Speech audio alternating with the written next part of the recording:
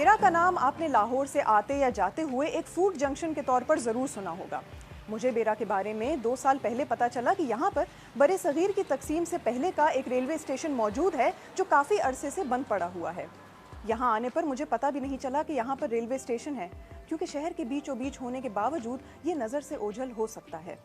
यहाँ आने पर मुझे पता चला कि एक पुराना और एक नया भेरा है। यहाँ पर मंदिर, मस्जिद, गुरुद्वारा और इमाम बारगाह के अलावा दीगर मजहबी मकामात भी मौजूद हैं।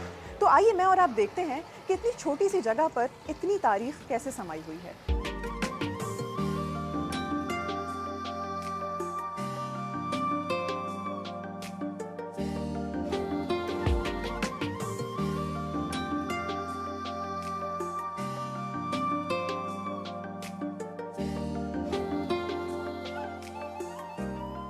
तो पहले बात करते हैं इस रेलवे स्टेशन की। इस रेलवे स्टेशन पहुंचकर सबसे पहले मेरी निगाह पड़ी भेरा नाम की तख्ती पर, जो इस स्टेशन के दाखिली रास्ते के ऊपर लगी हुई है। लेकिन यहाँ बाकायदा तौर पर कोई बोर्ड नहीं लगा कि ये रेलवे स्टेशन कब और क्यों बनाया गया था। फिर मुलाकात हुई यहाँ पर विराजमान भैंसों से। कई सालों से खाली रहने की वजह से इस जगह पर अब सिर्फ जानवर ही नजर आते हैं। जो कमरा किसी जमाने में फर्स्ट क्लास पैसेंजर्स के लिए मुख्तस किया गया था, वहाँ अब सिर्फ गोबर, गंद और मकड़ियों के जाले नजर आते हैं। थोड़ा आगे जाकर इस स्टेशन का टर्न टेबल भी आता है, जहां अब जंग आलूद गाड़ियों के ढांचों के अलावा कुछ नजर नहीं आता। जाहिर है ये जगह हमेशा से ऐसी नहीं थी। तो फिर इस स्टेशन की तारीख क्या है और ये किस साल में किस मकसद के लिए बनाया गया था? इस दौरान मुझे भेरा की तारीख को यकजा करने वाले कर्नल रिटायर्ड जाहिद मुमताज के बारे में पता चला। जाहिद मुमताज खुद किसी इंसाइक्लोपीडिया से कम नहीं है। उनकी अपनी पैदाइश भेरा की है और हालांकि उन्होंने यहाँ बचपन तो नहीं गुजारा, लेकिन बड़े होने के बाद उनका एक ही मकसद बन गया, इस इलाके की शनाख्त को दोबारा बहाल करना। रेलवे की कोई माली मजबूरियां थी, जिसकी वजह से उनको 2005-06 में इसको बंद करना पड़ा। लोगों के लिए थोड़ी मुश्किलात आ गई थी, क्योंकि पहले वो बहुत अपना सामान वगैरह लेके, जैसे मैंने कहा कि बहुत वो सस्ता सफ़र कर सकते थे, ठीक है, वो ले जाते थे, लेकिन अब उनके लिए काफ़ी महंगा हो गया है।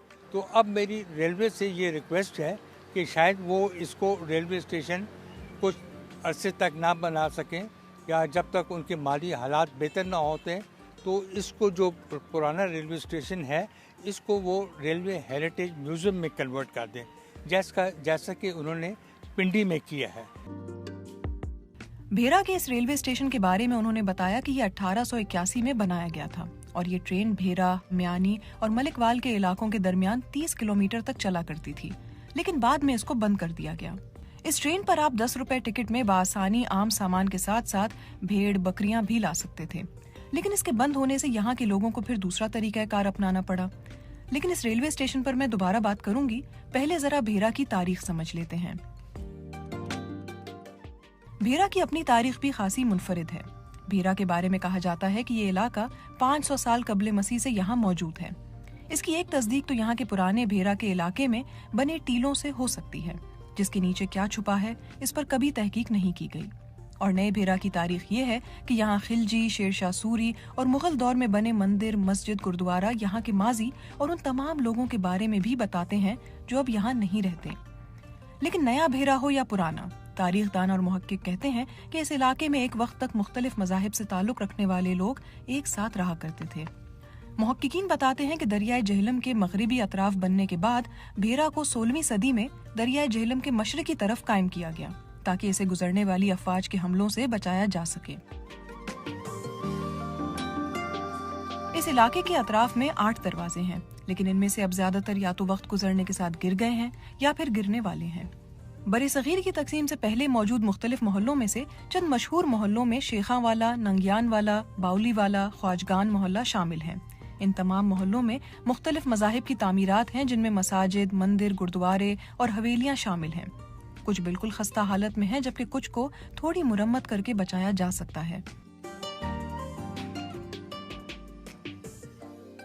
सबसे पहले मैंने रुख किया जामिया मस्जिद का।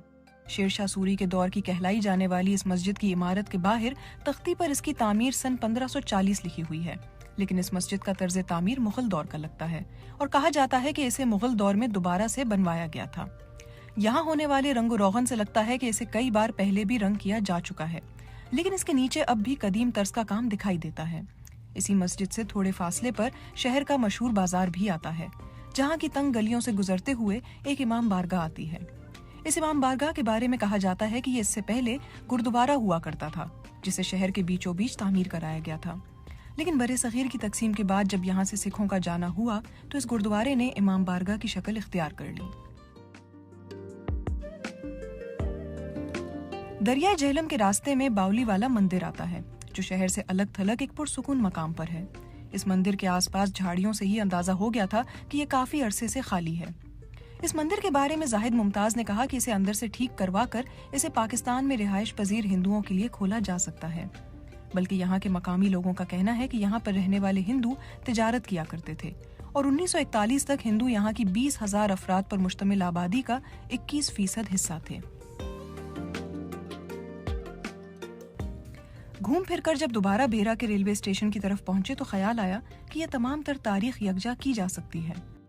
मोटरवे बनने के बाद आसपास के छोटे शहरों को ये मौका मिला कि वो अपने तारीखी मकामात के बारे में बात करने लग गए, उनके मुआशी हालात बेहतर हो गए। लेकिन भेरा के बारे में ऐसी कोई भी बात नहीं की गई। भेरा अगर आज भी मशहूर है तो सिर्फ इस वजह से कि यहाँ पर पास में एक बहुत बड़ा फूड जंक्शन है, जहाँ पर लोग आते हैं, खाना खाते हैं और चले जाते हैं। लेकिन भेरा की तारीख को अगर मुकम्मल तौर पर महफूज किया जा सकता है तो वो इसी रेलवे स्टेशन के जरिए ही किया जा सकता है।